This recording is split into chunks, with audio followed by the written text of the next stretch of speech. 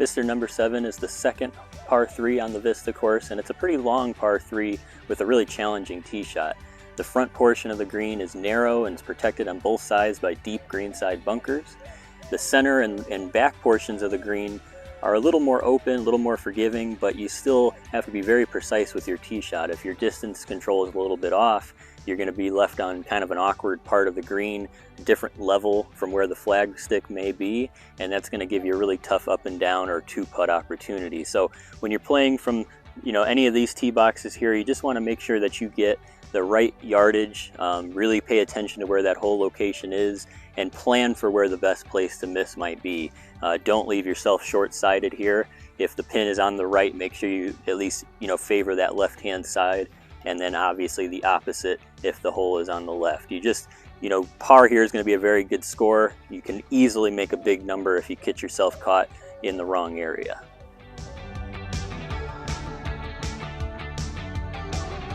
Today the tees are moved up quite a bit, so we only got about 182 yards to this flag with a little helping wind.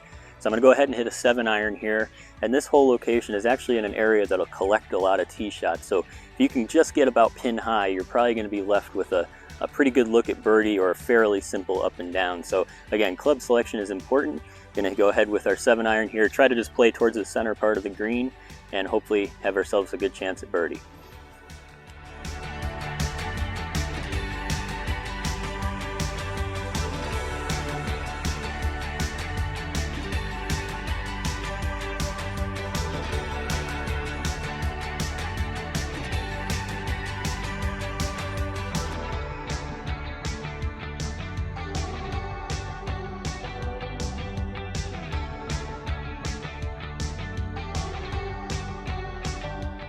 All right, well, we'll see where our tee shot ended up here in just a moment, but one of the most important things that we really need your help with as golfers that, our maintenance staff can't always do, especially during the middle of a round when other players might be coming up behind you, is really helping us take care of the greens by fixing ball marks. Especially here on par 3s where a lot of people will be hitting their shots into the green and making a lot of ball marks. It's really helpful to get them fixed and fix them correctly, so that there's a nice smooth surface, not only for the rest of the folks that day, but of course, throughout the rest of that season as well. Particularly in the winter time, the greens don't grow too much day by day, so it's important that we get these fixed and smoothed out right as you get up to the green. Now, if you can't find your ball mark, or maybe you don't know if you made a ball mark, just look around. Chances are there's one or two around that you'll be able to fix up while you're waiting for your turn to hit. Now I mentioned, fixing the ball mark correctly, and really what you want to do is actually move the displaced grass back into the center before tapping it down. What you really want to avoid doing is getting down below and trying to lift it up or anything like that. Most of the time the grass has been moved to the side, not straight down. So you want to really move that grass back in from the sides like this, and kind of use like a twisting motion just to push that grass back in towards the center, just like this.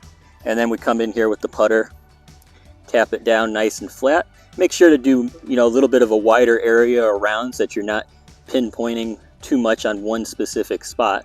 So we have a nice even layer, and now it's like it never happened. So again, if we can get your help on that, fixing those ball marks, and really do that, anywhere you play, it's just good etiquette out there, and make sure that it's an enjoyable round for everyone.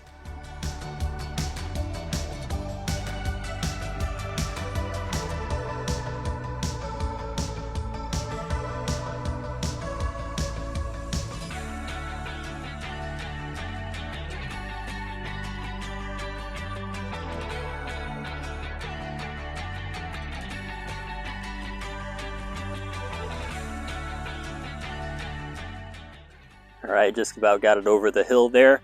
About 2 or 3 feet left for par, so we should be able to convert that one. As you can see, we missed the green a little bit left here, but as I mentioned back on the tee box, by missing to the left with the right hole location, I have a shot here that's not easy, but it's going to be really hard to make a big number from this spot. At worst, I might 3-putt for a bogey. Chances are I'll be able to get that up and down for a par. Had I missed over to the other side, the story might have been a little bit different. Could be a tougher up and down, less green to work with, could really easily bring a big number into play. So again, here on number 7, just make sure you really pay close attention to where that hole location is, and make sure to get your distance control right. and try to miss if you're gonna, favor one side on the side opposite where the hole location is.